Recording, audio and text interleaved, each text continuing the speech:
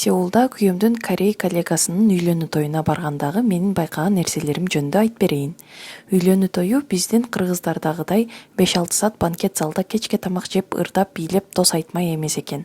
Саат түшкү 12-лерге той өткөрө турган Сеулдун ортосундагы имаратка бардык. Үйлөнүү церемониясы алдында коноктор акча салып келген конверттерин ресепшнга тапшырышып, саат 1-де церемониясы башталды. Ар бир кадам, ар бир секундасына чейин репетициялангандай сезим болду.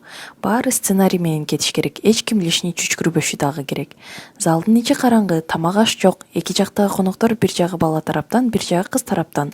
Болжол менен 100дөй адам болду. Биринчи кыз баланын ата-энелери чыгышты. Апалары Корей ханбокторун кийишет экен. Анан күйөө бала менен кыз чыгышат. Аларды болсо 4-5 кара кийимчен адам тегеренип байланып жүрүшөт экен. Ар бир кадам сайын кыздын көйнөгүн оңдошуп, сүрөт видеого тартышып жүрүшөт экен.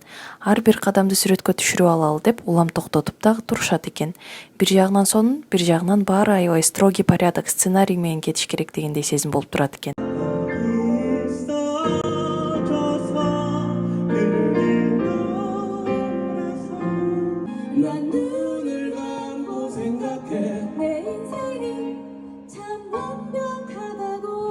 Анан жаш жубайлар ата-энелерине корейче жүгүнүшүп, ошо менен туугандары баары общий бир чогулуп сүрөткө түшүшкөндөн кийин экинчи рейс достор болуп түштүк. Бул церемония 1 саатка жетпей бүтүп калды. Ошол эле имараттын 19-кабатына барып, кафетериясына жанагы ресепшндан конвертти берип алган талончиктерди көрсөтүп кирет экенсиң. Ал жактан отелдегидей болуп шведский стол форматта тамак жеп, ошо менен үйгө тарамай болду. Ошо Корей үйлөнүү тою ушинтип 2 сааттын ичинде түшкү саат 3кө бүтүп калат экен.